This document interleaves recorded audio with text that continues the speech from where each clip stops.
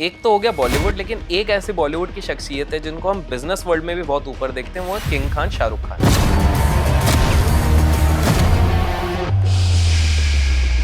Ready.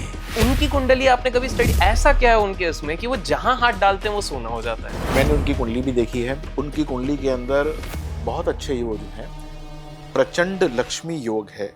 लेकिन क्या हम ये भी डिटरमाइन कर सकते हैं कि कौन सा व्यक्ति शेयर मार्केट के लिए बना है, कौन सा व्यक्ति बिजनेस के लिए बना है, कौन सा व्यक्ति डॉक्टर बनने के लिए, क्या ये भी डिसाइड हो सकता है? बिल्कुल हो सकता है। बहुत लोग ये सोचते हैं जब तक हम बिजनेस नहीं करेंगे हमारे पास पैसा नहीं है, ये लोग सोचते हैं, लेकिन ये भ्रम में है वो लोग। क्योंकि लेट्स से अरेंज मैरिज करिए, अब कुछ माँ बाप ने अब जाके ये पॉडकास्ट देखा है, उनने बच्चों की शादी करा दी। मैं आपसे ये समझना चाहता हूँ, अब जो हो गया उसको तो हम बदल नहीं सकते। क्या इस स्टेज पे भी हम कुछ चीजें कर सकते हैं इन पर्टिकुलर रिलेशनशिप्स को बचाने के लिए? बहुत ही इंपॉर्टेंट क्वेश्चन है वो लोग, क्योंकि investment, business, profession, job, employment, इस तरह के काफी सारे सवाल इन सारे एरिया से आप लोगों के दिमाग में आते हैं। अब तक ना आप लोगों ने सिर्फ एक यूनिडायरेक्शनल वे में सोचना शुरू किया होगा। आपने सोचा होगा कि हाँ 10 किताबें पढ़ लें तो उसके बाद हमको सक्सेस मिल जाएगी। फिर हम सूझबूझ में पड़ जाते हैं, यार किताबें तो इतनी पढ़ ली तो भी हम बिल गेट्स जैसे सक्सेसफुल क्यों नहीं हो पाए। उसके बाद हम क्या करते हैं, जाके हम कहीं ना कहीं जाके किसी का कोर्स कर लेते हैं कि भाई how to make money in the stock market या फिर how to make money from job. और उसके बाद भी हमको रियलाइज होता है हम तो पैसे कमा नहीं पा रहे हैं। कभी आपने थोड़ा अपने माइंड को अलग तरीके से सोचने का प्रयत्न किया है? क्या आपने कभी सोचा है कि there could be additional factors जो शायद आपके सक्सेस को डिटरमाइन करते हैं, जो डिटरमाइन करते हैं कि आप शेयर बाजार में सक्सेसफुल हो पाओगे कि नहीं, जो डिटरमाइन करते हैं कि आप नौकरी से पैसा बना पाओगे कि नहीं? वेल, अगर नहीं सोचा है तो आज का पॉडकास्ट आपको विवश कर देगा सोचने के लिए। और मैं पहले ही बता दूं भाई, ओपन माइंडेड हो और सीरियस लर्नर हो तो ही इस वीडियो को आगे देखो, otherwise I am giving a guarantee, because यहाँ पर नॉलेज की, ज्ञान की धाराएं बहने वाली हैं और only people who can perceive knowledge वही समझ पाएंगे। तो मैं आज एक स्पेशल गेस्ट को हमारे साथ लेके आया हूं। 30 साल से भी ज्यादा का अनुभव है उन्हें अपने डोमेन पे, और आज बहुत ही इंटरेस्टिंग एंगल से आपको हम समझाने की कोशिश करेंगे कि किस प्रकार से आपकी सारी चीजें, पैसे कमाने वाली चीजें ना, किस तरह से डिटरमाइन होती है। तो without wasting any more time, let me welcome our guest Vinay Bijrangi ji. कैसे हैं सर आप? नमस्कार, बहुत अच्छे हैं सर सीधे मुद्दे पे चलते हैं। अभी हाल फिलहाल में ना हमारे एक ताऊ हैं, ट्रंप ताऊ, वो बहुत सारे टैरिफ लगा रहे हैं, कभी इधर 25%, कभी 50%, इस प्रकार से चल रहे हैं। मैं ना पहला, आई नो हमको एक सीक्वेंस में जाना चाहिए, लेकिन मैं ना अपने पॉडकास्ट को ज्ञानकास्ट कहता हूँ कि ज्ञान की धाराएं स्टार्टिंग से बहें। तो मैं ये समझना चाहता हूँ कि आप हैं एक वैदिक एस्ट्रोलॉजर और आपको बहुत महारत हासिल है। मुझे ये बताइए कि ये जो ट्रम्प भाई साहब करने की कोशिश कर रहे हैं, आपका ज्ञान, आपकी एस्ट्रोलॉजी, आपकी नॉलेज क्या कहती है, किस प्रकार से भारत को इफेक्ट करने वाली आने वाले समय पे, प्लस ये कौन से सेक्टर्स को सबसे ज्यादा इफेक्ट कर सकती है? देखिए, जो सेक्टर्स को इफेक्ट कर रही है वो आपको सबको पता है, लेकिन मैं आपको इसका एक मूल रूप बताना चाहता हूँ। और मूल रूप का मतलब क्या हुआ कि भारत की आत्मा, और भारत की आत्मा या भारत का स्वरूप अगले 5-6 महीने में कैसे रहने वाला है। क्या वो डिक्लाइनिंग है, क्या वो ऊपर जा रहा है, और क्या वो कांस्टेंट है। जब हमको ये पता लग जाता है तो हम जो है अंदर जाकर पेनिट्रेट करते हैं। तो जो भारत का स्वरूप है अगले 5-6 महीने में किसी प्रकार से नीचे नहीं जा रहा, ना वो कांस्टेंट रह रहा है।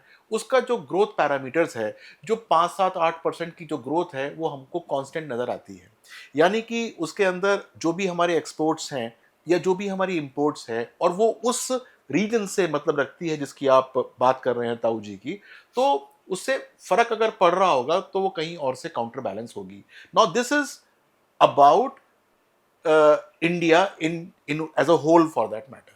अगर हम इसको जनरलाइज बात करना शुरू करें कि इंडिया क्या होगा, तो वो ऐसा होगा। लेकिन अगर हम पर्टिकुलर पे आ जाएं कि भाई फार्मा सेक्टर्स को इफेक्ट होगा या स्टील सेक्टर को इफेक्ट होगा, तो वो भी आंशिक होगा, या कि वो भी कोई लॉन्ग टर्म का फर्क नहीं पड़ रहा। अभी अगर हम इसको अगले 2-2.5-3 महीने के परिप्रेक्ष्य में देखते हैं तो किसी ना किसी को छोटी मोटी मार लगेगी, लेकिन वो मार जो है वो इवेंचुअली ठीक हो जाएगी। तो जो अच्छे हैं, पुराने घोड़े हैं, काफ़ी समय से जो है वो चल रहे हैं, उनको ज़्यादा दिक्कत नहीं आएगी। हाँ, दिक्कत उनको आ सकती है जो कि छोटे प्लेयर्स हैं, जिन्होंने अभी आरंभ किया था या करने की चेष्टा कर रहे थे, पेपर्स अपने उस प्रकार से सेट कर लिए थे, लेकिन ये परेशानी होनी शुरू हो गई।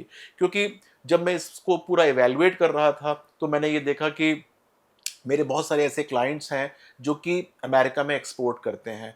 उन लोगों के ऑर्डर्स जो हैं वो रुक गए, या फिर वहाँ पर जब ओवरसीज़ हमारा सामान पहुँच गया उनका, तो वो वहाँ पर छुड़ाए नहीं जा रहे थे, क्योंकि अब रेट्स का फ़र्क हो गया और यहाँ पर जो रेट कमिटमेंट थी वो डिफरेंट थी। तो बहुत सारी चीज़ें होने लग गई। तो वो सब मेरे पास जो मेरे क्लाइंट्स होते हैं वो आते हैं, कहते हैं हम क्या करें, हम तो परेशानी के अंदर आ गए या दिक्कत हो रही है। तो उन सबको मैंने यही आश्वासन दिया है कि 60-65 दिन की बात और है, उसके बाद आपकी सारी की सारी चीज़ें स्वतः चेंज हो जाएँगी। और प्लस आप जिस कंट्री या जिस रीजन को आप इस समय टारगेट कर रहे थे, थोड़ा-सा उसको ब्रॉड करना शुरू कर दीजिए। आस-पास जो है 800-900 किलोमीटर इधर, 800-900 किलोमीटर उधर जाइए, तो आपको लाभ मिलना शुरू हो जाएगा। क्या बात है सर। आपने ये लाभ की बात करी और उसके पहले आपने कुछ पुराने घोड़ों की बात करी। एक पुराने घोड़े बिजनेस जगत के हाल फिलहाल में कुछ समय से सुर्खियों में थे।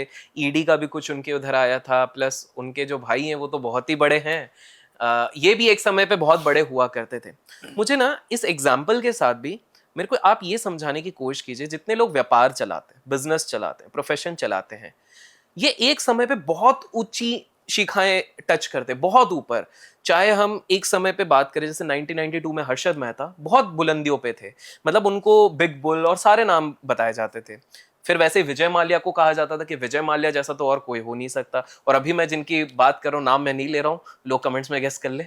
तो इस हिसाब से आप समझ गए होंगे मैं किनकी बात कर रहा हूँ। जी। तो मुझे दो सवाल है। पहला, ऐसा क्या इनके प्लैनेट्स के साथ कुछ हो जाता है, एस्ट्रोलॉजी में कुछ गड़बड़ होती है, या क्या हो जाता है कि ये अच्छे खासे जो जा रहे हैं वो गिर जाते हैं? और दूसरा, हमारे व्यूअर्स में से भी कुछ लोग होंगे जो एक अच्छा बिजनेस, जिनका टर्नओवर लेट्स से 5 करोड़ का टर्नओवर चल रहा था और अचानक से इस साल कुछ हो गया है जिसके कारण, तो क्या इसका कुछ प्लैनेट से लेना देना होता है? बिकॉज वो सब कुछ सेम कर रहे हैं, मेहनत भी कर रहे हैं, सब कुछ। तो इसके बारे में थोड़ा सा बताइए। बहुत बढ़िया प्रश्न है आपका, और मैं इसको आपको बहुत ऐसे एक्सप्लेन करने की कोशिश करता हूँ कि आपके जितने भी व्यूअर्स हैं उसको समझ जाएं। तो जो पहला क्वेश्चन है, उसके अंदर हमको ये ज़रूर समझना चाहिए कि जो हॉरोस्कोप है वो बहुत चीज़ें गवर्न करता है। तो जो हमारे पास नेम है, फेम है और जो मनी आ रहा है, क्या वो परमानेंट है, या फिर उसके अंदर थोड़ा-सा कम हो रहा है, या थोड़ा-सा बहुत कम हो रहा है, या फिर बिल्कुल कोलैप्स हो रहा है?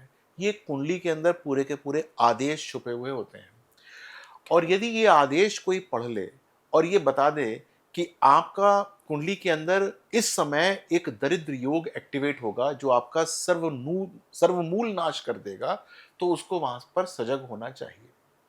आप जिस महानुभाव की बात कर रहे हैं, उनके कुंडली को मैंने पढ़ा है। उनके ऊपर ये परेशानियां जो हैं वो आ रही हैं। अब इसको पढ़ने के भी दो तरीके हैं। क्या वो बाउंस बैक करेंगे जैसे पहले थे? तो वो नहीं करेंगे। यानी कि हम बात आज की या 1 साल पहले की बात नहीं कर रहे हैं, मैं बात कर रहा हूँ आज से 10 साल पहले की। 10 साल पहले जो उनकी ख्याति थी, क्या वो वैसे ही is going to reclaim that? No, he is not going to reclaim that. First reading is this. Okay. दूसरी रीडिंग ये है कि अब उनके ऊपर जो ये परेशानियां आ रही हैं, क्योंकि उन्होंने बाउंस बैक करने के लिए बहुत सारे यतन जतन करे, जी। और वो यतन जतन करे तो वो किसी न किसी की गिरफ्त में आ गए, चाहे वो कोई हो, ए हो, वाई हो, जेड हो। तो अब वो जिस गिरफ्त में आए हैं, तो क्या उनसे बाहर निकलेंगे? क्या वो संभल जाएंगे, या उनकी परेशानियां और खराब होंगी? तो मैं ये कहना चाहूंगा कि उनके लिए अगले 8-9 महीने बहुत क्रिटिकल हैं। 9वें महीने से आने के बाद उनके लिए पॉजिटिविटी आनी शुरू हो जाएगी। यानी कि जिस स्थिति में वो आज से 1 सवा साल पहले थे, वैसे वो दोबारा रीगेन करने लग जाएंगे। यानी कि 8-9 महीने की अभी मशक्कत उनके जीवन में भी और होने वाली है, उसके बाद वो थोड़ा-सा ठीक होना शुरू हो जाएंगे। तो ये पढ़ना बड़ा ज़रूरी है। और बहुत सारे हॉरोस्कोप्स होते हैं, मैं देखता हूँ कि कहीं ऐसा तो नहीं है कि कुंडली के अंदर ऐसा दरिद्र योग एक्टिवेट तो नहीं हो रहा, जिसके अंदर एक लक्ष्मी योग होता है और एक होता है अलक्ष्मी योग। ऐसा ना हो कि कुंडली के अंदर, क्योंकि अगर लक्ष्मी योग होता है उसके साथ में अलक्ष्मी योग अवश्य होता है, उसका शैडो योग होता है वो। तो हमको ओहो। ये ध्यान देना चाहिए कि कुंडली के अंदर कभी भी अलक्ष्मी योगा जागृत ना हो जाए, यानी हमारे डीड्स जो हैं वो ऐसे ना हो जाएं, हम राहु की गिरफ्त में ना आ जाएं, हम लालच में ना पड़ जाएं कि लक्ष्मी को लेते लेते हम और लेने की चाह में अपनी कुंडली के अलक्ष्मी योगा को एक्टिवेट कर रहे हैं। And that is known as karma correction. We have to understand how to karma correct ourselves out, और अदरवाइज वो अलक्ष्मी योग अगर जागृत हो गया तो वो जितनी आपके पास लक्ष्मी है वो तो जाएगी जाएगी, जो भी आपने अपना नेम फेम कमाया होगा वो भी साथ साथ चला जाएगा। तो ये बहुत इंपॉर्टेंट है सबको समझना कि जिन्होंने पैसा कमाना शुरू कर दिया है, जिनके पास अच्छा अब घर संसार हो गया है, जिनके पास ठीक ठाक सी प्रॉपर्टी हो गई है, वो ये समझ लें कि ये जा भी सकता है यदि उन्होंने अलक्ष्मी योगा को एक्टिवेट होने दे दिया तो। ओके, मुझे एक चीज़ बताइए इसी से कि कौन सी 2 या 3 चीज़ें हैं जो किसी भी व्यक्ति के लाइफ में ये जो अलक्ष्मी योग आपने कहा है वो अट्रैक्ट करता है? जितना मुझे समझ में एक समझ में आ रहा है ग्रीड आप जो कह रहे हैं। पर ऐसा अगर मान लीजिए कोई एक व्यक्ति है जो हमारा वीडियो भी देख रहे हैं और उन्होंने ठीक-ठाक पैसा कमा लिया है। अब वो क्या किस चीज़ को फ़ॉलो करें कि ये अलक्ष्मी योग उनके पास ना आए? देखिए सबसे पहली बात तो जो आपने कहा ग्रीड, उसके बहुत सारे मतलब अलग अलग सेक्टर्स होते हैं। ठीक है, अगर ग्रीड ना हो तो हमारा विकास भी नहीं होगा, ग्रीड तो बिल्कुल, होनी बहुत इंपॉर्टेंट है। बिल्कुल। लेकिन वो ग्रीड जो है वो किसके कंधों पे हो रही है, और वो कंधे वो आपकी ग्रीड को झेल भी सकते हैं कि नहीं झेल सकते हैं। बहुत बार लोग जो हैं वो सोसाइटी के अंदर बहुत लोगों को प्रताड़ित करके ऊपर बढ़ने की चेष्टा करते हैं। बहुत सारे लोग अपने हुनरवान इतने नहीं होते, लेकिन नेगेटिव वे में जो है वो अपने आप को पोर्ट्रे करके ऊपर बढ़ जाते हैं। ये सारे के सारे जो ग्रीड होते हैं वो राहु के कंधे पे होते हैं, यानी कि बिना बेस के होते हैं। और यदि बिना बेस के होते हैं इसका मतलब ये होता है कि वो जिस दिन परेशानी के अंदर आएंगे तो उसका बेस तो है नहीं, तो वो राहु उनको जहां पर लेकर गया है वहां पर उनको बिल्कुल ध्वस्त कर देगा, नीचे कर देगा। तो ये जरूर समझना चाहिए किसी भी व्यक्ति को कि जो भी वो काम कर रहा है वो उसका एक तरीके से उसके लिए वो है भी कि नहीं है, या he has made a fictitious sort of environment to get that, जो कि उसके वहां से निकल सकता है। मुझे एक चीज़ बताइए, जब हम बात कर रहे हैं लक्ष्मी अलक्ष्मी की, तो हमारे देश के एक बहुत बड़े एंटरप्रेन्योर हैं, बिजनेसमैन हैं, गौतम अडानी जी।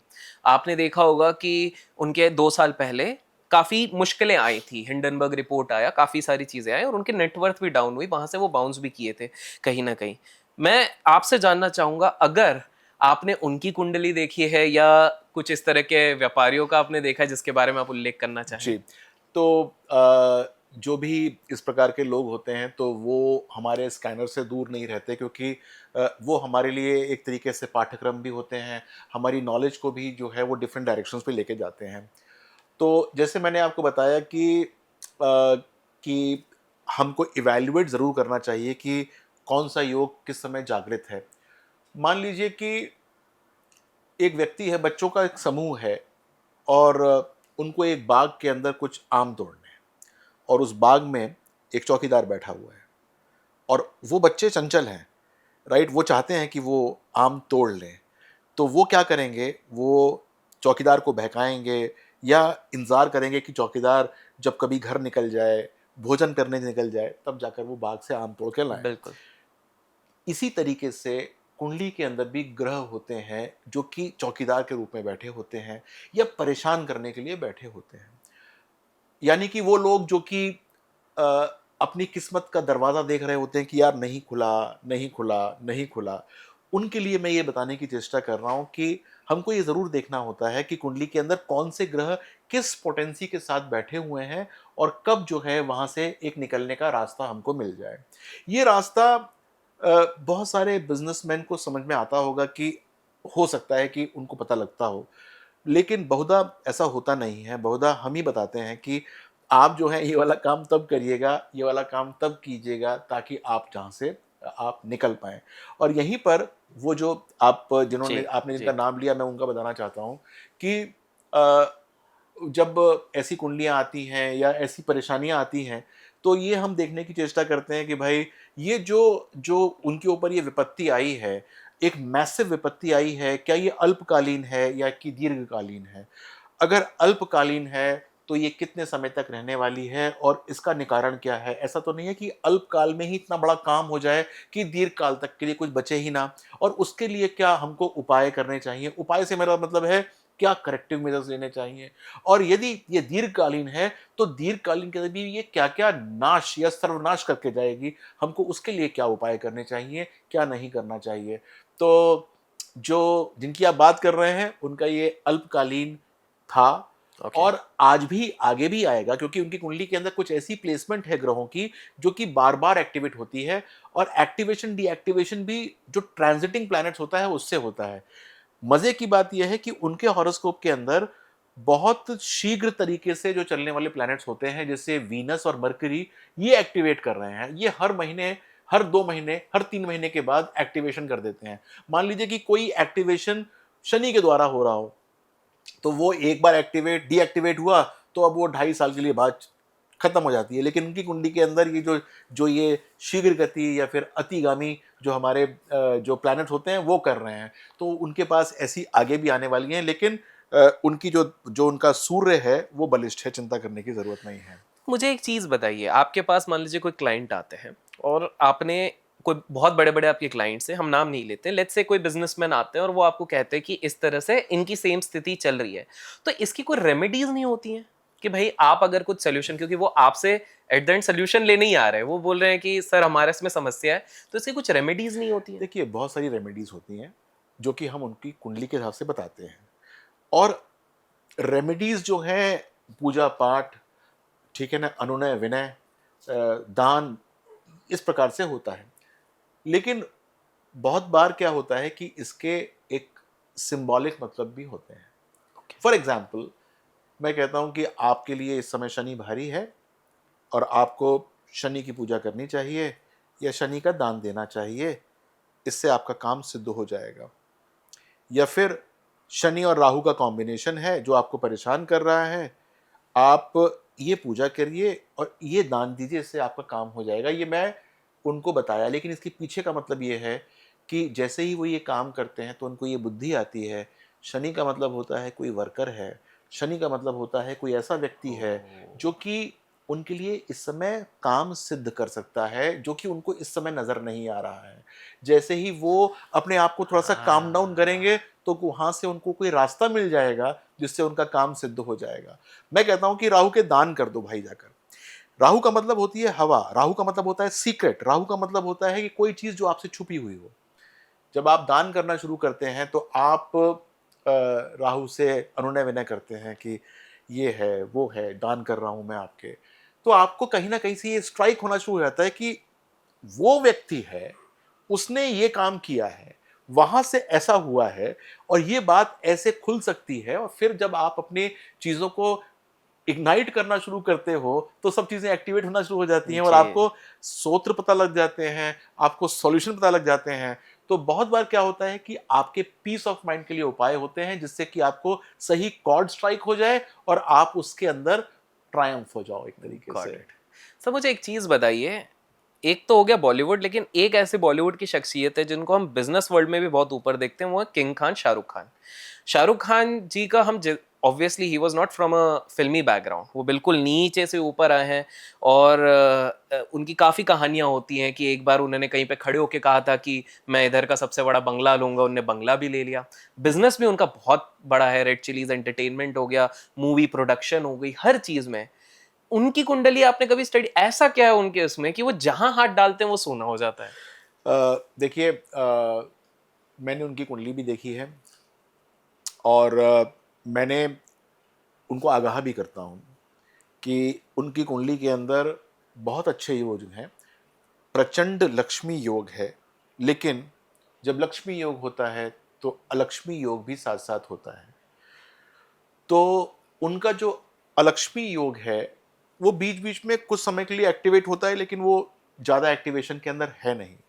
लेकिन 2029 से लेकर 31 तक 2 साल उनके लिए उनका अलक्ष्मी योग जो है वो सुपर एक्टिवेटेड है।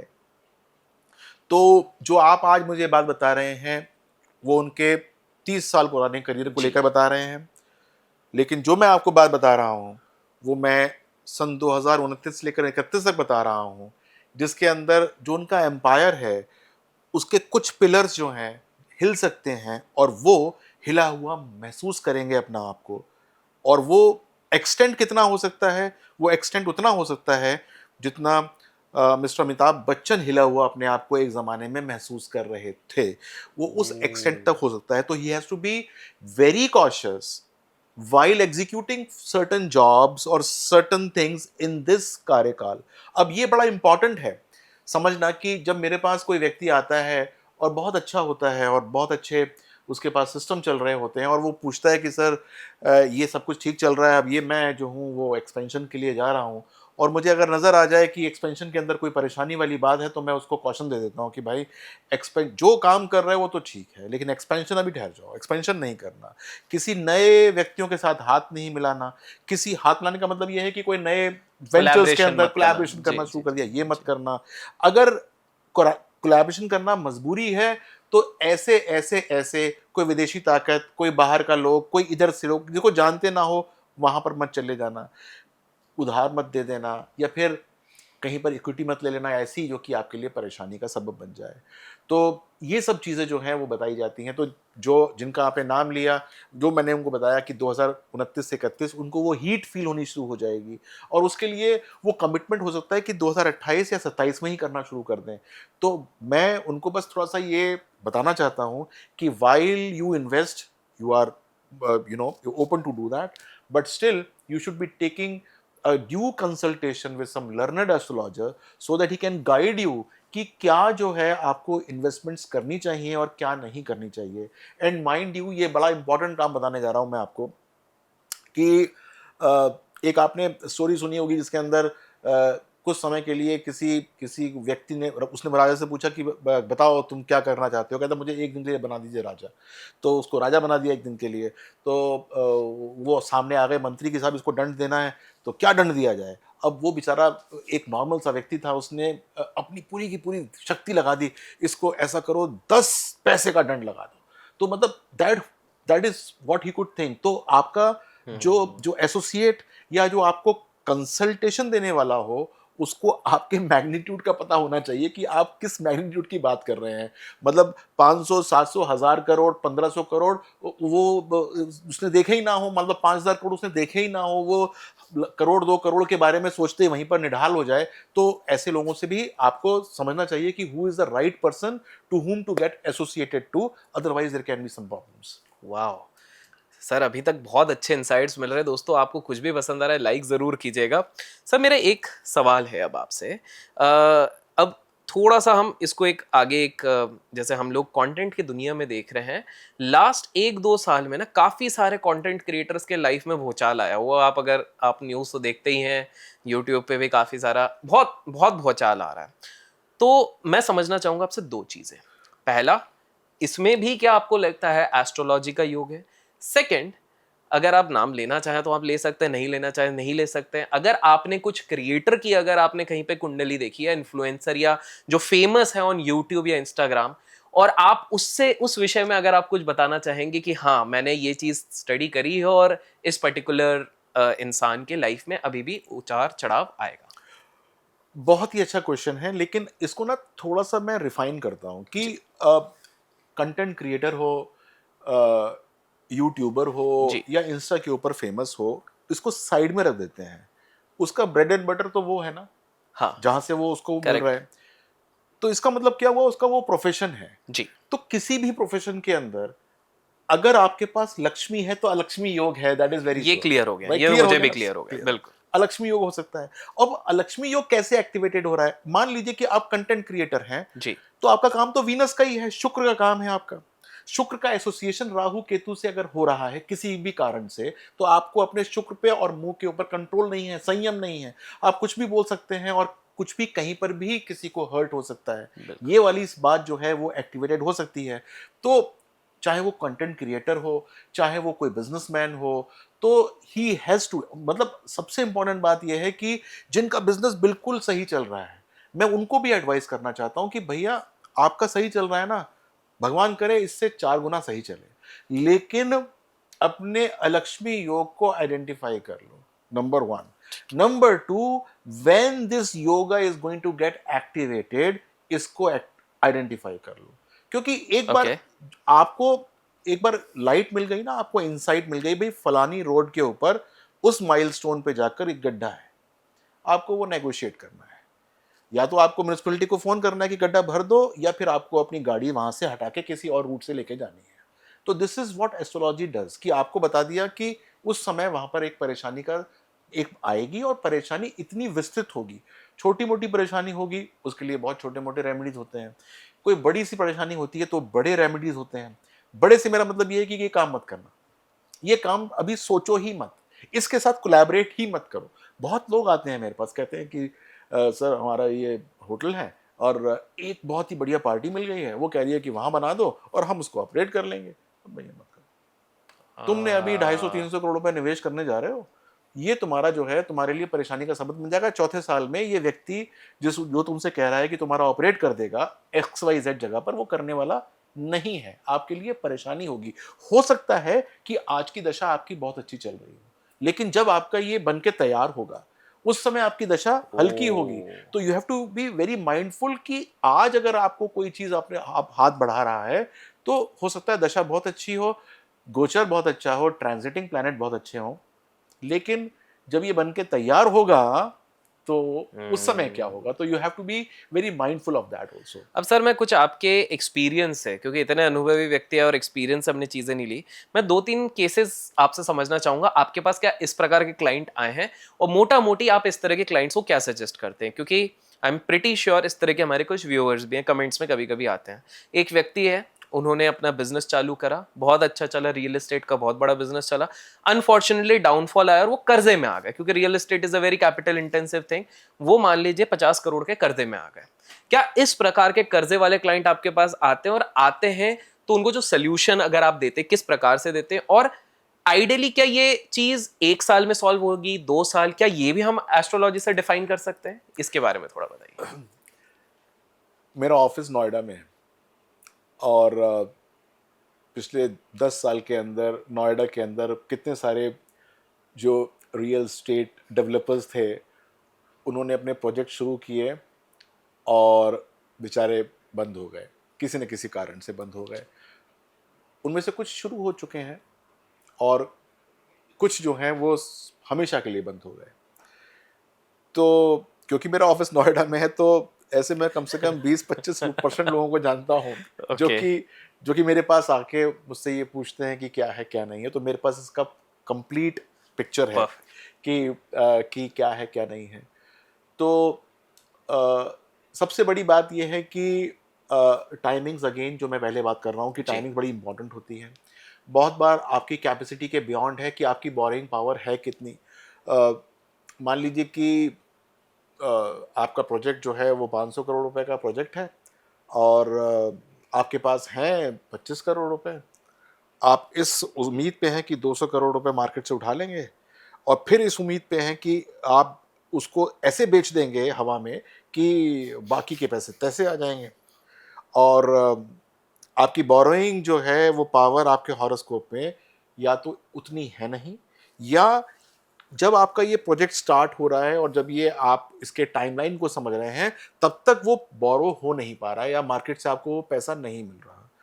तो इसका मतलब क्या हुआ कि आपने किसी से पैसा उठाया, और आपके पास आपने, अब क्योंकि आपका प्रोजेक्ट चल रहा है और आप उसको 2%, 3%, 4% महीने का ब्याज दे रहे हो, और आप वहां तक नहीं उसको पुल कर पा रहे हो जहां पर आपको जाकर थोड़ा सा रिवाइवल मिल रहा है, तो आपका जो विनाश है उस प्रोजेक्ट से सर्वथा सिद्ध हो जाता है। यानी कि वो एक टर्मिनेशन भाव हो जाता है कि 8th हाउस तक पहुंचे, और फिर वहां से आपका बिल्कुल बंद हो गया। सिर्फ वही सरवाइव कर पा रहे, बड़े बड़े नाम खत्म हो गए, बड़े बड़े नाम खत्म हो गए। सिर्फ 2-3 नाम ऐसे चले जो कि खत्म होने की कगार पे थे, लेकिन वो किसी तरीके से उस टाइम को झेल गए, जो टाइम उनको बताया है यहां तक झेलो किसी तरीके से, उसके ओ। बाद तुम्हारा रिवाइवल हो सकता है। तो वो झेले वहां तक किसी तरीके से, सब कुछ बेचने के बाद झेले, लेकिन फिर वो धीरे धीरे चलने शुरू हो गए। तो टाइमिंग का खेल है, ये टाइमिंग देखना बड़ा टाइमिंग। इंपॉर्टेंट है। ओके। सर दूसरा केस, अब थोड़े रिश्तों पे आते हैं। आजकल डाइवोर्स बहुत कॉमन चीज हो गई है। अब मैं ये समझना चाहता हूँ कि डाइवोर्स क्यों हो रहा है, ये सब मेरे को नहीं समझ, मुझे ये वो भी समझूंगा, लेकिन पहले मुझे ये भी समझाइए इसके साथ साथ कि कोई कपल है जो पहले बहुत ज़्यादा प्रेम में थे, बहुत ज़्यादा लव में थे, और उनकी शादी के समय पे देखिए, जैसे हमारे हम सनातन धर्म में कह लें या हिंदू संस्कृति में सबकी कुंडली मैच होती है, कुंडली मैच के बाद योग निकाला जाता है और उनका ब्याह कराया जाता है। उन्होंने तब तो शादी कर ली, हैप्पीली मैरिड थे, लेकिन वे 3 साल बाद अचानक से, 2-3 साल, आजकल 3 साल भी ज्यादा बोल रहा हूं मैं, तो उतने में आपको पता है आजकल क्या होता है, मीडिया तो भरे हुए हैं इन सारी चीजों में। ये क्या हो रहा है? क्योंकि आप, मैं ये इसलिए पूछ रहा हूं क्योंकि आप हैं एक्सपर्ट इन एस्ट्रोलॉजी, वैदिक एस्ट्रोलॉजी, होरोस्कोप, इन सारी चीजों में। कुंडली तो सर यहां पर भी मैच करेगा ये, तभी तो शादी हुई है, फिर क्यों टूट रही है शादियां? भ्रांतियां हैं बहुत सारी, वो मैं खत्म करना चाहता हूं। पहली बात तो यह है कि वो कुंडली मैच नहीं हुई, जिसको आप मैच समझ रहे हैं। तो मैच करने के बड़े सारे तरीके होते हैं। आप अपने घर में कोई खाना बनाते हैं तो सैंडविच ही बनाते हैं, तो सैंडविच बनाने के बहुत सारे तरीके होते हैं। बिल्कुल। तो एक पर्टिकुलर तरीके से अगर वो सैंडविच बनाया जाए तो आपको अच्छा लगता है, वरना अच्छा नहीं लगता है। करेक्ट। इसी प्रकार से मैचिंग का भी होता है कि एक पर्टिकुलर तरीके से हो तो ही उसका फायदा है, वरना सारा एलिमेंट्री खेल है। मैचिंग का मतलब होता है कि जो ग्रह शादी के लिए इंपॉर्टेंट हैं, उनकी एनर्जी दो हॉरोस्कोप के अंदर बैलेंस आउट होनी चाहिए। यदि आपके हॉरोस्कोप के अंदर ये नज़र आता है कि जुपिटर, जो कि कारक होता है शादी का, वो अच्छा नहीं है, यानी कि वो लॉन्ग लाइफ ऑफ मैरिड नहीं देता है, ऑफ मैरिज नहीं देता है, तो आपके काउंटर पार्ट यानी आपके स्पाउस में वो चीज़ पॉजिटिव होनी चाहिए। ओके। अगर ये नज़र आता है कि आपके हॉरोस्कोप के अंदर वीनस बहुत स्ट्रांग है, तो वो वीनस अपनी स्पाउस के लिए स्ट्रांग है, या वीनस जो है वो किसी दूसरी लड़की के लिए स्ट्रांग है, ये देखा जाता है। ओके। राइट। तो ये जो है, मतलब कि एक तरीके से आपका जो कैरेक्टर है उसका एनालिसिस होता है। और फिर ये देखा जाता है कि अगर एक व्यक्ति के अंदर कोई टेम्परामेंटल इश्यूज हैं, तो दूसरा व्यक्ति उसको टेम्परामेंटली काउंटर बैलेंस कर सकता है कि नहीं कर सकता है। मैं ना जाने कब से, दसियों साल से अपने ब्लॉग्स के थ्रू, अपनी वेबसाइट के थ्रू, अपने प्रोग्राम्स के थ्रू बताता हूँ कि भाई आप क्या करते हो, ये सोचते हो कि अष्टकूट मिलान कर लिया, कुंडली में गए, डेट ऑफ बर्थ डाली दोनों की, और उसमें लिखा हुआ आया 27 गुण आउट ऑफ 36, कहते वाह बिंगो शादी हो करेक्ट। जानी चाहिए। Correct. No, that is not true, that is wrong. Why? It might be right, it might be right, but it is not absolutely right. Oh. हमको उसके बाद, that is the first layer of checking, हमको उसके बाद subsequent layer check करनी पड़ती है, जिसकी मैं चर्चा करने की कोशिश कर रहा हूं। आजकल परिवार के डायनेमिक्स बिल्कुल चेंज हैं। लड़कियां वैसी नहीं हैं जो आज से 40 साल पहले थी। आज से 40 साल पहले लड़कियां, मेरी माँ, मेरी दादी अलग थी। राइट। वो एक बंधन में रहती थी, उनके पास स्वायत्ता नहीं थी, उनके पास फाइनेंशियल फ्रीडम नहीं था। तो यानी कोई नेगेटिविटी घर में हो भी रही है तो उनका ये एक कर्तव्य समझा जाता था कि उनको वो सह लेना है। आजकल कोई सहने को तैयार नहीं है, तो इसका मतलब हॉरोस्कोप उन तरीकों से नहीं देखा जाता जिस तरीके से 40 साल पहले देखा जाता था। We have to see that if the female is financially active, then under that finance how she acts, can she even cope up with the negativity of the boy, और vice versa, boy जो है वो उसकी negativity का counter balance कर सकता है कि नहीं कर सकता। जी जी तो जी दिस इज जी। Something we have to understand, and then very important कि at what point of time this marriage can break and under what circumstances, कि किस तरीके से ये लड़की जो है वो सास ससुर के कितने प्रेशर को झेल सकती है, ये जो लड़का है वो अपने सास ससुर के प्रेशर को कितना झेल सकता है। अगर ये लड़की बहुत बार हर चीज के लिए माँ से पूछती है, तो लड़का जो है कितना इसको, मतलब उसका टेम्परामेंट कितना है। या फिर लड़का अगर मम्मी मम्मी मम्मी करता है ज्यादा, तो ये लड़की जो है वो कहां तक इसको झेल सकती है। ये सब चीजें शादी के पहले मैचिंग ऑफ हॉरोस्कोप से मिलाई जाती हैं। ओह। ओके। और कौन से पंडित जी ये मिलाते हैं? कोई नहीं मिलाता, कोई नहीं किसी को मिलाता। आता नहीं है, बिल्कुल। आता ही नहीं है। तो जो हम ये कहते हैं, ये वक्तव्य देते हैं कि हॉरोस्कोप मिला लिया मैंने, फिर शादी कर ली, लेकिन 2 साल के बाद शादी टूट गई, क्योंकि उनकी कुंडली मिली ही नहीं थी। मिलने का तरीका जो मैं बता रहा हूं वो होता है कि reaction of a particular person in a particular event. आज की डेट में आप डेट कर रहे हो किसी लड़की के साथ, आपको कुछ पता ही नहीं है। कल जो है शादी करने के बाद शी इज योर वाइफ, आपके घर में मामा जी आए, अरे भाई मामा जी के पैर छुओ, मैं तो नहीं छूती हूँ।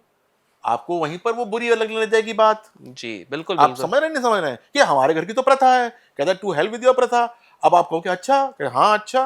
अब वो जो है वो दोनों में खटक गई सिर्फ पैर छूने पे। तो ये कौन मिला सकता है? ये नहीं मिला सकते जब तक आप टेम्परामेंटली उसको जो है काउंटर बैलेंस ना कर लें। तो मैं ये आपको इस चैनल के माध्यम से, इस प्रोग्राम के माध्यम से सबको बताना चाहता हूं कि भाई कुंडली मैच कर लो। चाहे आपकी 10 साल से भी कोर्टशिप चल रही हो, ये जरूरी नहीं है कि 3 महीने भी नौकरी कह रहा हूं, वो शादी चले, वो टूट सकती है। वो टूट सकती है क्योंकि आपने अभी तक as a man and wife नहीं अपने आप को दिया। अभी तक आप बॉयफ्रेंड और गर्लफ्रेंड हो। अभी वो लड़की उसको गाली देती है, लड़का गाली देता है, दोनों जो है वो एक डिफरेंट चीजों में है। बहुत सही बात। The sun shines very differently after marriage, it is not the same sun. तो एक बार ये देखना बहुत जरूरी है। तो सर इसी में मेरा एक एक्सटेंशन है कि लेट्स से प्रॉब्लम हो गई है, लेट्स से अरेंज मैरिज करिए, अब कुछ माँ बाप ने अब जाके ये पॉडकास्ट देखा है, उनने बच्चों की शादी करा दी है, अब 4 साल हो गए शादी को, अब वो ना वो खटपट खटपट खटपट चल रही है। मैं आपसे ये समझना चाहता हूँ, अब जो हो गया उसको तो हम बदल नहीं सकते, क्या इस स्टेज पे भी हम कुछ चीजें कर सकते हैं इन पर्टिकुलर रिलेशनशिप्स को बचाने के लिए? यस, बहुत ही इंपॉर्टेंट क्वेश्चन है। वो लोग, क्योंकि मेरे पास मैक्सिमम वही लोग आते हैं जिनका जो है सन 2015 में शादी हुई है और अब 2025 में आकर जो है वो ब्रेकअप के आसपास पहुंच चुका है। 2020 में शादी हो गई कोरोना के अंदर और अब ब्रेकअप पे आ गया है। ये मेरे पास मैक्सिमम लोग आते हैं। जी। और मैं ये कहना चाहता हूं कि the marriage can be saved. That is the बहुत इंपॉर्टेंट बात है कि the marriage can be saved. Why it can be saved? Why? Because आप बहुत सारी चीजें जो एक एस्ट्रोलॉजर बता सकता है कि भाई ये काम आपको अपने जीवन में लाना ही पड़ेगा, तब जाकर ये मैरिज बचेगी। मान लीजिए कि एक लड़की है, वो स्टबर्न है, वो जिद्दी है, वो जो है स्पॉन्टेनियस है, या फिर वो ओवर रिएक्टिव है। अगर वो ये चीज़ों को ठीक नहीं करेगी तो उसकी शादी बच नहीं सकती। और ऑन द कॉन्ट्ररी, अगर मैं लड़के को नहीं बताऊंगा ये कि तेरी जो वाइफ है ना वो हमेशा स्टबर्न रहेगी और हमेशा ओवर रिएक्टिव रहेगी, तेरे को तो ये झेलना पड़ेगा, चाहे तू श्यामा से शादी कर चाहे अनीता से शादी कर, तो वो भी समझेगा कि यार ये मेरी कुंडली की बात है। मतलब this is how we basically try to do post marriage astrological counselling for that matter, कि ये बात समझने की कोशिश करो कि you are bound to get a female of this side, you are bound to get a male of this sort. अब अगर तुम इससे नहीं करोगे, तुम ये सोच रहे हो कि मेरे लिए कोई दूसरा मिस्टर राइट होगा या मेरे लिए कोई दूसरी मिसेस राइट होगी, तो ऐसा पॉसिबल नहीं है।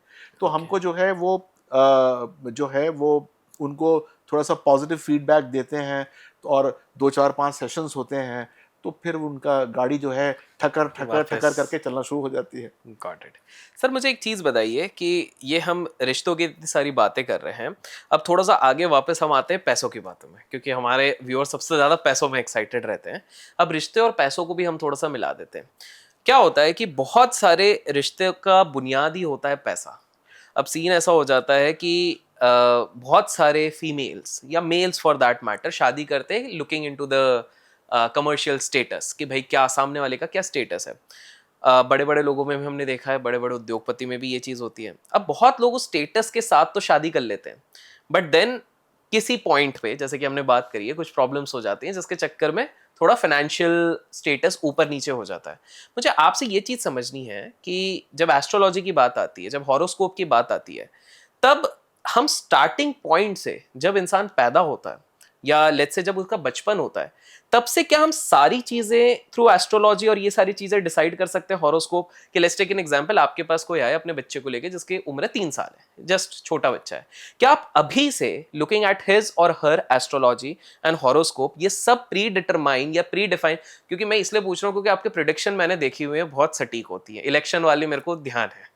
तो उसी से रिलेटेड मैं पूछना चाहता हूँ, क्या आप 3 साल का बच्चा है, आप प्रिडिक्ट कर सकते हैं कि बेटा आपके लाइफ में आप इतने ही करोड़ कमा सकते हो, आप इतने ही बड़े आदमी बन सकते हो, इससे ज्यादा मत सोचो? क्योंकि एक बार अगर प्लानिंग मिल गई ना, तो वो सामने वाला भी सेट होगा ना। अगर उसको पता है कि मैं लाइफ टाइम में 10 करोड़ ही कमा सकता हूँ, तो वो जबरदस्ती क्यों 100 करोड़ का सोच के अपने आप को टेंशन? क्या ये चीजें भी प्रेडिक्ट की जा सकती हैं? इसको थोड़ा सा ना रिफाइन तरीके से समझना बहुत ज़रूरी है। पहली बात तो ये है कि हम 12 साल तक कुंडली देखने की कोशिश ही नहीं करते। ओके, ठीक है। We do not look at the horoscope, और ये विधान है वैदिक एस्ट्रोलॉजी का कि you do not look at the horoscope of a kid unless he और शी और the kid for that matter is not keeping well. अगर कोई बीमारी है, कोई परेशानी है, तो ही हमको कुंडली देखनी चाहिए।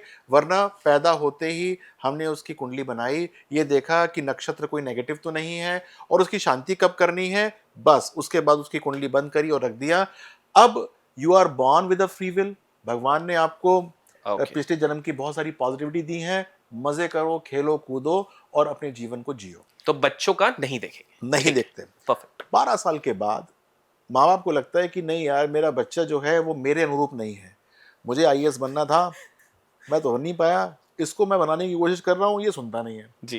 यही होता है। हाँ, यही बिल्कुल बिल्कुल बिल्कुल सबके घर पे है। ये वाला बात आदमी ये भूल जाता है कि मैं नहीं बन पाया, वो कहता है मेरे को इसको बनाना है। जी बिल्कुल। तो वो फिर बच्चे जो हैं, बच्चे ने अगर साइंस नहीं लिया 10th क्लास में तो बड़ा मुश्किल हो जाएगा। या फिर हमारे घर में तो सारे साइंस लेते हैं और ये जो है साइंस के बारे में जानता नहीं है, तो मैथ्स के नंबरों से डरता है। तो ये सब चीज़ें माँ बाप के करेक्ट। दिमाग में आती हैं और माँ बाप जो है वो ओवर कॉशियस हो जाते हैं। तो वहाँ से हम कुंडली देखना शुरू करते हैं जब बच्चों का सब्जेक्ट सिलेक्शन कराना होता है। एंड माइंड यू कि आप किस विधा के अंदर पारंगत हो सकते हैं, आपकी एक्सपर्टीज कौन से सब्जेक्ट्स में आ सकती है, ये आपके हॉरोस्कोप से पता चलता है।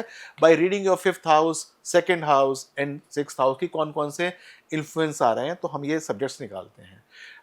10th क्लास में आपको साइंस लेनी है, आर्ट्स लेनी है, कॉमर्स लेनी है, और मैं आपके प्रोग्राम के माध्यम से बताना चाहता हूँ कि भाई हमको इवेंचुअली गोल क्या है, पैसे कमाने हैं ना। बिल्कुल। ये मत सोचो कि उसने कॉमर्स ले ली, ये मत सोचो कि उसने आर्ट्स ले ली, ये मत सोचो कि उसने अभी ऐसी ह्यूमैनिटीज़ ले ली जिसका कोई मतलब नहीं है। अगर को पैसे कमाने का योग है तो हो सकता है कि ह्यूमैनिटीज़ से अच्छा सब्जेक्ट उसके लिए कोई दूसरा ना हो, ऐसा भी हो सकता है। तो हम वहाँ से उसको देखना शुरू करते हैं और वहाँ से उसके जीवन को आकलन करना शुरू करते हैं। फिर बच्चे ने अपने 12, 13, 14 साल जीवन पे गुजारे होते हैं, उसके पास अपने पीयर प्रेशर्स होते हैं, उसके पास अपने परिवार का प्रेशर होता है। वो आकर हम उससे पूछते हैं बता भाई क्या पढ़ना चाहता है, क्या नहीं पढ़ना चाहता। तो वो बच्चों के बड़े बड़े मतलब कि वेग से आंसर्स होते हैं कि मैं तो प्रधानमंत्री बनूंगा, मैं तो जो हूँ वो एयरपोर्ट पायलट बनूंगा, और मैं ये बनूंगा, मैं करेक्ट। स्पेस में जाऊंगा। वहां पर हम उनको रोकते हैं कि भाई ये चीजें छोड़ दो, ये तुम्हारे मतलब की है नहीं। अब बहुत सारे बच्चे 18-20 साल तक भी हो जाते हैं, वो कहते हैं मैं तो चावला मैडम की तरह जो है वो स्पेस में ही जाऊंगा, उससे पहले मानूंगा नहीं। चले जाना, लेकिन उससे पहले बहुत सारी चीजें करनी पड़ेंगी ना। उससे पहले फिजिक्स पढ़नी पड़ेगी, उससे पहले स्पेस प्रोग्राम करने पड़ेंगे ना, वो करना तो शुरू करो ना। बिल्कुल। अभी तक वो टारगेट आएगा 40 साल की उम्र में आएगा, लेकिन उससे पहले ये 20 से लेकर 40 साल तक का पीरियड नेगोशिएट करो, right. And then your term that is subjective कि कितने करोड़ कमाने हैं। अब वो करोड़ जो हैं वो मैं बता दूं कि वो डिफाइंड नहीं है। लक्ष्मी योग डिफाइंड है, लेकिन झोला आपको बनाना है। बताओ कितने चाहते हो तुम, क्या करना चाहते हो। हाँ। अब आप कहो कि मैं ना 500 करोड़ कमाना चाहता हूँ, तो 500 करोड़ का आपके पास बेसिस क्या है? What is the basis of that 500 crore रुपए? आप किस तरीके से, सर मैं तो ना रात को जुआ खेलूंगा और सुबह 500 करोड़ होनी चाहिए। मैं तो, मुझे आप ना शेयर बता दो, मैं 6 महीने में पैसे इन्वेस्ट करूंगा और मेरे पास ना, मेरे पिताजी ने मुझे 50,000 रुपए दे रखे हैं और मैं 500 करोड़ करना चाहता हूँ। तो ये बेसिस, जिसके बेसिस ही ये हो, उसके पास 500 करोड़ आएगा नहीं। आपको पता है कि उसको तो हम तुरंत ही लाइन पे लेकर आते हैं कि भाई तुम्हारे लिए ना ये सोच, अभी विचार ठीक नहीं है, तुम्हारे लिए प्रोग्रेशन का रास्ता ये है। 500 करोड़ जाना है ना, लेकिन पहले लेट अस सी कि हम एक अगले 3 साल के अंदर अगर तुमने 5 करोड़ रुपए कमा लिए मान लो, तो हम 500 करोड़ रुपए का तुम्हारे लिए एक सिस्टम बना के देंगे कि कैसे बन सकता है। लेकिन पहले 5 करोड़ 3 करोड़ पे तो आओ, पहले ये तो लेकर, ये तुम्हारे पास बेसिक जो चीजें हैं, अब उसको जब तक हम फैक्चुअल ग्राउंड पे लेकर नहीं आते, Correct. माँ बाप से बच्चे संभलते नहीं है ऐसे, क्योंकि उनके पास सपने पूरे होते हैं। क्योंकि हो सकता है कि वो अपने ऐसे स्कूल में पढ़ते हो जहाँ पर उनका जो फ्रेंड हो वो बहुत बड़ी गाड़ी में आता हो, उसके फादर के बहुत अच्छे बिजनेसेस हो, और वहाँ से वो इंस्पायर्ड हो कि मेरे को ये होना चाहिए या वो होना चाहिए। वहाँ पर बच्चों के हम विंग्स को ठीक करने की कोशिश करते हैं कि भाई ओके। यहाँ से काट दो, यहाँ काट दो, इनको ठीक कर दो। लेकिन बहुधा बच्चे ऐसे भी होते हैं जिनके जो सोच होती है वो कम होती है, यानी कि उनके पास एबिलिटी बहुत अच्छी होती है, बहुत अच्छा कर सकते हैं, लेकिन क्योंकि परिवार का सेटअप ऐसा है कि वो उससे ज्यादा सोच नहीं रहे, तब वहां पर उनको बिना बताए हम उनको कहीं पर पुश करने की कोशिश करते हैं कि ये करा दो इनको, ये करा दो इनको, हम्म। ऐसे करने से उसको अच्छा लाभ होगा। और जैसे ही वो लाभ ज्यादा होना शुरू होता है तो फिर वो आपके पास दोबारा आते हैं 2 साल के बाद कि ये काम तो हो गया, अब बिल्कुल। आगे कहाँ जाए। तो वो उनको पता ही नहीं चलता कि उनको क्या लेना है क्या नहीं लेना। तो जो लोग विजन थोड़ा सा फ्लक्स में होता है उनको ठीक हो जाता है। Got it. सर मुझे एक चीज समझाइए, आपने कुछ समय पहले एक शब्द का इस्तेमाल किया था, पूर्व जन्म के कर्म, कर्म आपने एक यूज किया था, जिसको मैं कर्मा समझ रहा हूँ। मुझे ये चीज समझना है, क्या ऐसा भी होता है, क्योंकि आप इतने क्लाइंट्स के साथ डील कर चुके हैं, कि किसी के लाइफ में कुछ भी फाइनेंशियल स्ट्रेस चल रहा है बहुत समय से, तो वो सिर्फ हॉरोस्कोप नहीं, वो उनके प्रीवियस टाइम का कर्मा का भी कुछ रिलेटेड है, ऐसा भी कुछ होता है? अ, ये मैं क्वेश्चन बहुत बार आंसर कर चुका हूँ, जी। लेकिन फिर आंसर करता हूँ। जी। बेसिकली हो सकता है कि अब लोगों को और अच्छे समझ में आ जाए।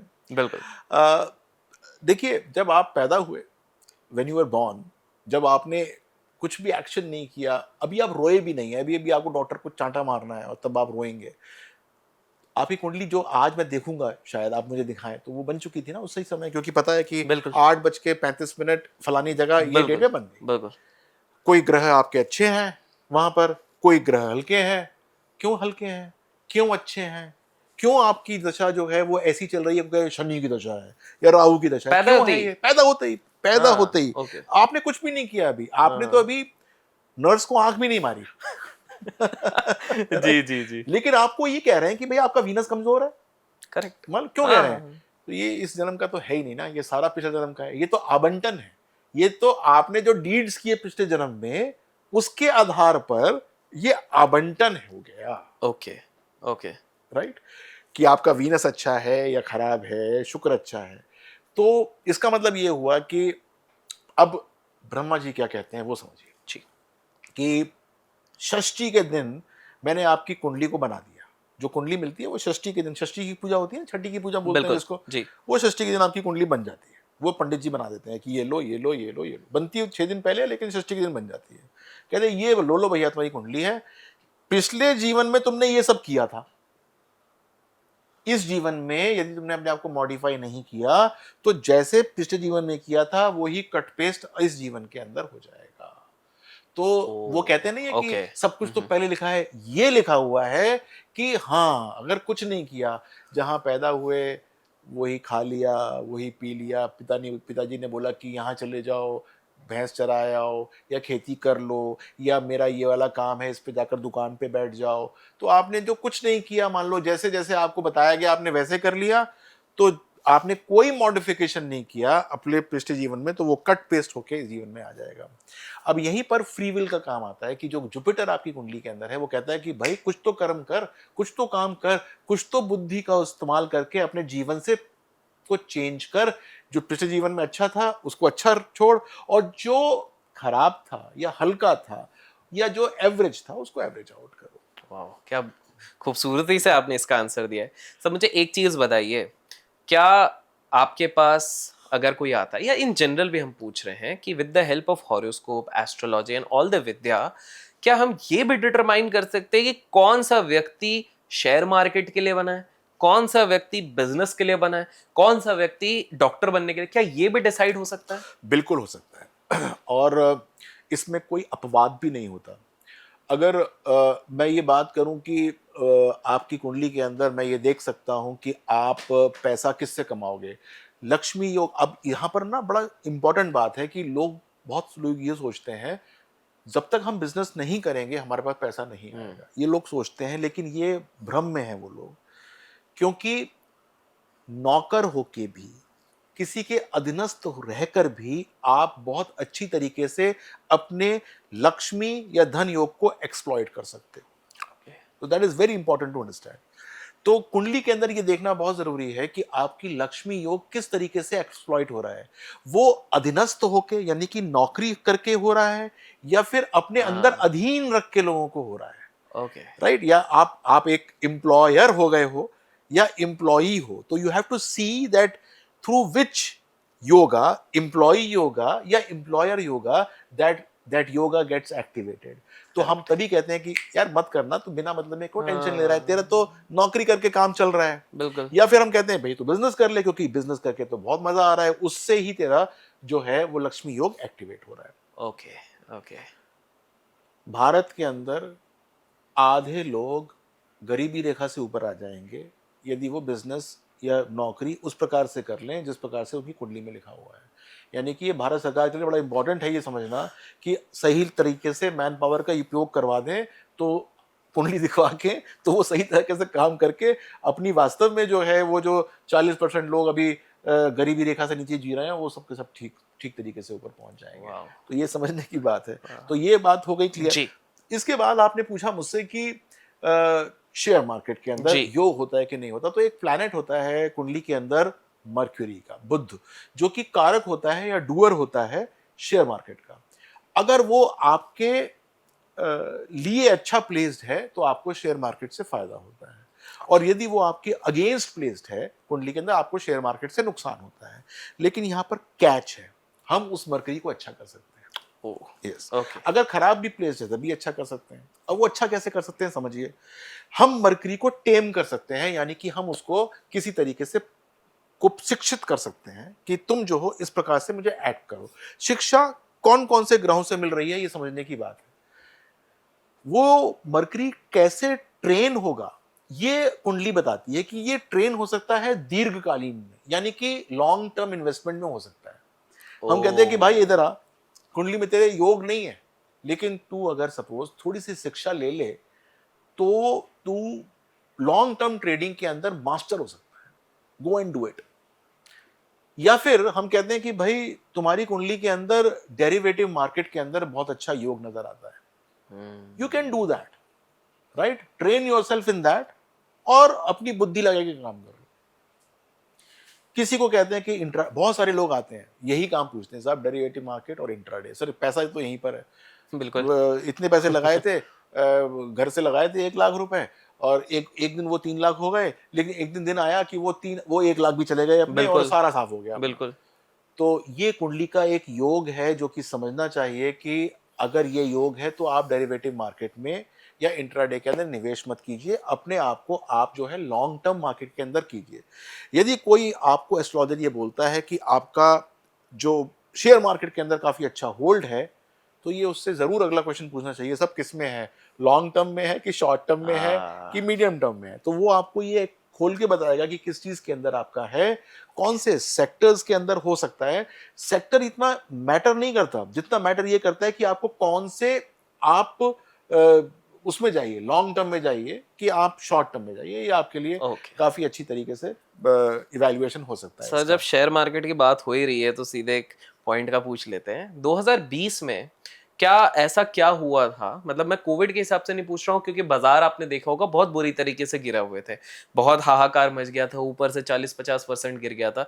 क्या उस समय पे आपने कुछ एनालाइज किया था इन टर्म्स ऑफ प्लैनेट्स या एस्ट्रोलॉजी या हॉरोस्कोप, वो हुआ था? और दूसरा, ये उससे ज्यादा इंपॉर्टेंट सवाल होगा, ऐसा वापस आपको कब लग रहा है तो हम लोग थोड़ा पैसा साइड में रखें उस समय पे लगाने के लिए? देखिए अब उस समय जब ये एक क्रैश हुआ था, एक क्रैश ये हुआ था, और मुझे याद आता है कि 2008-9 के अंदर भी एक ऐसा जी क्रैश जी, हुआ था लेमन, जब जी जी बुरा जी। हाल था, मतलब कि बिल्कुल। ब्लड बाथ हो गया था एक तरीके से। बिल्कुल। तो ऐसे समय पे वास्तव में जो आउटर प्लैनेट्स होते हैं, नेपच्यून और प्लूटो, उनका एक बहुत बड़ा रोल होता है। नॉर्मल वैदिक एस्ट्रोलॉजी में हम उनको उपयोग नहीं करते, लेकिन जब हम डेरिवेटिव मार्केट के अंदर जाते हैं, या फिर हम जब निफ्टी की चाल को या सेंसेक्स की चाल को इवैल्यूएट करने की कोशिश करते हैं, तो उसको पढ़ने की कोशिश करते हैं।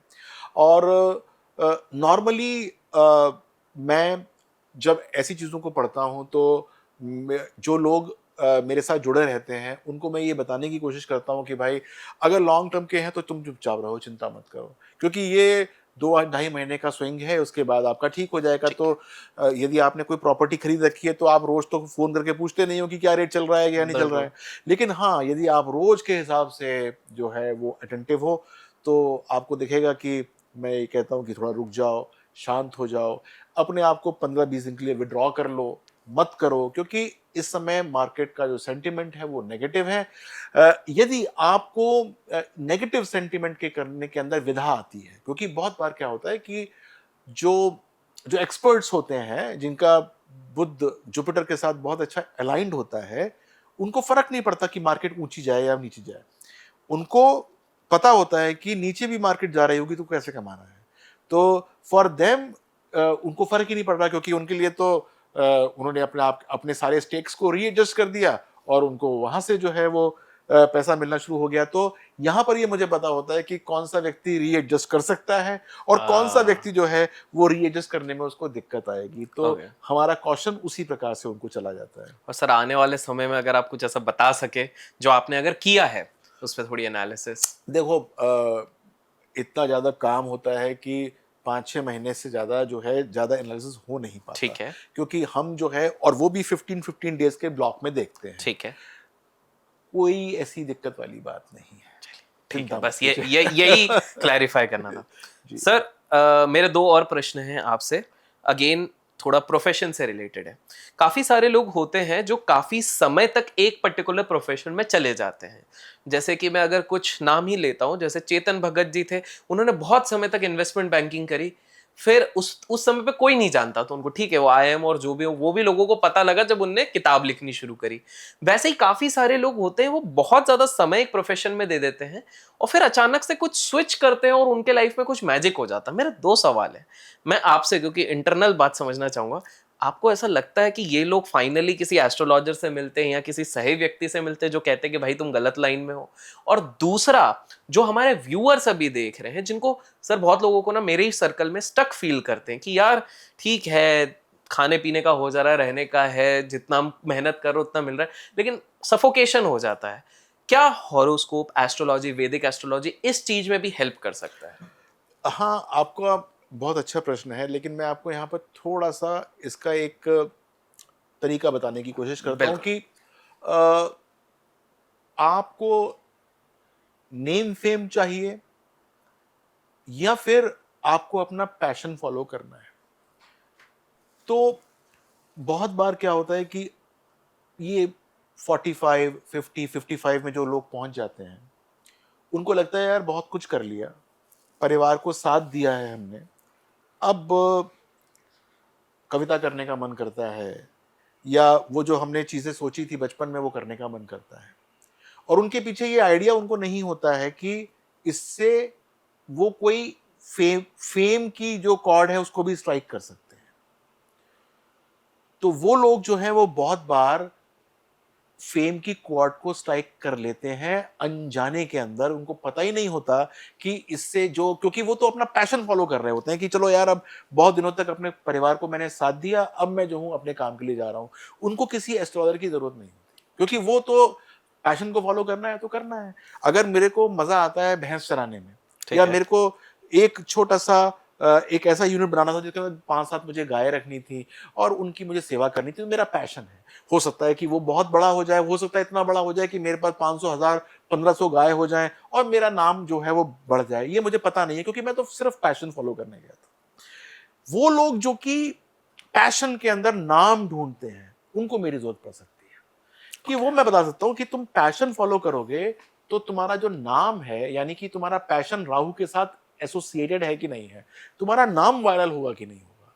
तो यहाँ पर दो लोग किस्म के लोग हो गए, जिनको तो मजे लेने हैं, पैशन फॉलो करना है तो करो जाकर भाई। लेकिन यदि तुम ये सोच रहे हो कि पैशन के पीछे मेरा नाम भी होना चाहिए, तो फिर मैं बैठा हूं देखने के लिए कि होगा कि नहीं होगा। ओके। और आपका दूसरा क्वेश्चन क्या था? सर मैं इस दूसरे क्वेश्चन की जगह उसी को थोड़ा ट्रिक क्वेश्चन अब बना देता हूं, अगर आप तैयार हाँ, हैं। बिल्कुल ठीक बिल्कुल है। बिल्कुल। तो ट्रिक क्वेश्चन ये है, दो व्यक्ति हैं, ठीक है, दोनों एकदम, अब दोनों के पास 10-10 लाख रुपए हैं, बिल्कुल फ्रेश स्टार्ट कर रहे हैं बिजनेस में। एक के पीछे है सिर्फ एक बिजनेस कोच, लेट्स से कोई भी XYZ दुनिया के सबसे बड़े बिजनेस कोच, 10 साल का टाइमलाइन है। और एक के पीछे है एस्ट्रोलॉजी, वैदिक एस्ट्रोलॉजी के चैंपियन जो है आप। अब ये ट्रिक क्वेश्चन है और आपको रीजन देना पड़ेगा सर, ताकि लोगों को इसकी वैल्यू समझ में आए। आने वाले 10 साल में आपको क्या लगता है, एक जन है जिसने सरेंडर कर दिया कि सर बिजनेस का एक्यूमेन दोनों का सेम है, दोनों मेहनत करने, दोनों मतलब आप समझिए पूरे भाई भाई हैं, एकदम सेम जैसा है। वैसे तो मुझे पता है आंसर क्या आएगा, बट मैं रीजन के साथ जानना चाहूंगा आपको क्या लगता है। और ये वाला व्यक्ति एस्ट्रोलॉजी होरोस्कोप किसी चीज पे बिलीव नहीं करता, ये बोलता है नहीं होता है। ऐसे होते हैं सर, मतलब मेरे सर्कल में कुछ लोग नहीं मानते हैं, बट ये है वो बोलता है कि नहीं मैं पूरी मेहनत करूंगा, शिद्दत करूंगा, लेकिन सर से गाइडेंस, सर ने अगर कहा ये, तो आपको क्या लगता है दोनों में से सबसे पहले एक माइलस्टोन पे कौन पहुंचेगा अगले 10 साल में? हम एक लंबा टाइम लेते हैं, क्योंकि मैं समझ चुका हूं आपसे इतनी वार्तालाप करके कि हम ऐसे भी नहीं बोल सकते कि एक महीने में ही सारा चीज पलट जाएगा, वो तो संभव नहीं है। तो क्यों, और आप अगर आप इसको सपोर्ट कर रहे हैं मतलब, तो क्यों कर रहे हैं? आपको क्या लगता है इनके पास एडवांटेजेस क्या क्या होंगे, वो बता दीजिए। क्या बात है। सॉरी अगर आपको बुरा लगा हो, बट मुझे बुरा नहीं लगा। जी जी लेकिन मैं आपको यहाँ पर बड़ा सिंपल तरीके से बताना चाहता हूँ। जी जो पहला व्यक्ति है जो कि बिलीव नहीं करता एस्ट्रोलॉजी जी। में, जिसके पास एक बिजनेस कोच है, उसकी सक्सेस की गारंटी नहीं है। जी और जिसके पास मैं हूं, जी उसके सक्सेस की गारंटी है। जरूरी नहीं है कि बिजनेस में हो। मैं उसको ये कह सकता हूं कि भाई बिजनेस मत कर, this is not your cup of T, you should be going for a job. आप बात समझ गए मेरी हाँ बात? हाँ हाँ हाँ। बिजनेस कोच वाला की सक्सेस की गारंटी नहीं है, वो उसका एक्यूमेन है, हो सकता है वो खुद एनालाइज कर रहा हो, लेकिन वो जो है I can not say anything about him, but I can say for this person जो मेरे पास आया है कि उसका सक्सेस 100% है। It may not be in the field of business. Simple तरीके से, लेकिन जो सॉलिड आंसर दे दिया आपने, आउट ऑफ सिलेबस क्वेश्चन, पूरी तरीके से conversation he out of syllabus चल रहा है, लेकिन सर मतलब ये तो मैं खुद इंप्रेस हो गया उस चीज से कि ये वाली चीज है। सर फाइनली एक आखिरी सवाल है, तब से दिमाग में चल रहा है तो सोचा आपसे पूछ क्यों ना लूं। सर आपके प्रोफाइल बायोडाटा जहां भी देखता हूं, मैं देखता हूं वैदिक एस्ट्रोलॉजी, वैदिक एस्ट्रोलॉजी। अब एक मैंने तो सुना एस्ट्रोलॉजी है और वैदिक एस्ट्रोलॉजी भी सुना है, दोनों में क्या कुछ अंतर होता है, ये थोड़ा बता दीजिए। हाँ, थोड़ा सा फर्क होता है। वैदिक एस्ट्रोलॉजी जो होती है वो हमारी एस्ट्रोलॉजी है, इंडियन एस्ट्रोलॉजी है, और ये जनित होती है वेदों से, और वहाँ पर उसका बखान है। और हमारे जो ऋषि मुनि जिन्होंने इसके ऊपर रिसर्च करी हुई हैं, वहाँ से होती है। और जब हम बात करते हैं सिर्फ एस्ट्रोलॉजी की, तो उसके अंदर नॉर्मली वेस्टर्न एस्ट्रोलॉजी आती है, या फिर उसके अंदर और सारी विधाएं भी आ सकती हैं जो कि वैदिक एस्ट्रोलॉजी से अलग होती है। अब वैदिक एस्ट्रोलॉजी और वेस्टर्न एस्ट्रोलॉजी की अगर बात करूं तो हमारी जो है वो बहुत परिपूर्ण है, और हम नाज करते हैं उसके ऊपर, हमको प्राइड है उसके ऊपर। वेस्टर्न एस्ट्रोलॉजी चल रही है, लेकिन वैदिक एस्ट्रोलॉजी अगर होगी तो इसका मतलब वो बातें कर रहा होगा दशाओं की, वो बात कर रहा होगा नक्षत्र की, वो बात कर रहा होगा नाड़ियों की, वो बात कर रहा होगा पराशरी ज्ञान की, वो बात कर रहा होगा जैमिनी की, वो बात कर रहा होगा केपी की। और अगर हम बात करेंगे दूसरी एस्ट्रोलॉजी की, वेस्टर्न की बात करेंगे, तो वो हाउसेस की बात कर रहा होगा, वो थोड़ा सा हल्का ओके सर, मिल के आपसे जितनी प्रसन्नता हुई उससे ज्यादा जो सेकंड लास्ट सवाल पूछा उसके लिए ज्यादा प्रसन्नता हुई है। सर आप यहाँ पर आए इसके लिए पहले तो बहुत बहुत धन्यवाद, लेकिन मैं एक और आखिरी सवाल पूछ लेता हूँ। अच्छा, ये बोनस है, जो लोग यहाँ तक टिके हैं, आप लोगों के टिके हो कमेंट्स में एंड लिखना ताकि हमको पता लगे एंड तक थे, और पार्ट 2 लिख दीजिएगा अगर चाहते हैं कि सर वापस आए। सर मेरा आखिरी सवाल ये है, क्या आप आए हो, पॉलिटिक्स का नहीं पूछा तो मेरा हजम नहीं हो रहा है। आपको क्या लगता है भारतीय पॉलिटिक्स आने वाले जो भी टाइम फ्रेम आपने जहां तक स्टडी करी है, ये कहां पे जाएगी? क्या हमारे जो अभी पॉलिसी मेकर्स है वही रहने वाले हैं, बदलने वाले हैं, कुछ ऊपर नीचे वहां पर हो सकता है? क्या आपके इसके अराउंड कुछ प्रिडिक्शन है? सब कुछ सेम रहने वाला है। तो वो आपके जितने भी दर्शक हैं जो कि बिजनेस करते हैं और थोड़े से डर रहे हैं या कांप रहे हैं कि यार चेंज ना हो जाए, ये निवेश करूं ना करूं, जी तो कम से कम अपने पॉलिटिकल सिस्टम को दिमाग में रख के आप सोचिए कि वो सब कुछ सेम है। उसके बाद कुछ पूछना है तो मैं बैठा हूं बताने के लिए। और तो गाइज मेरे हिसाब से इससे बेहतर एंडिंग नहीं हो सकती है, तो सर बहुत बहुत धन्यवाद, थैंक यू सो मच, आप हमारे धन्यवाद। चैनल पे आए। एंड गाइज आपको ये वीडियो कैसा पसंद आया, आपके जो भी सवाल है दिमाग में वो प्लीज मेक श्योर आप कमेंट्स में कीजिए, ताकि सर जब हमारे साथ नेक्स्ट टाइम बैठे तब हम सर से ये सवाल पूछ सके। आपको क्या पसंद आया, क्या सवाल आपके हैं, वो सब लिखिए। और कुछ भी पसंद आया तो एक चीज है जिसमें आप कंजूसी मत कीजिए, वो होता है लाइक करने में। शेयर कीजिए अपने दोस्तों के साथ, और फिर मिलेंगे एक और पॉडकास्ट के साथ। Till then keep learning and keep growing. Thank you. नमस्कार।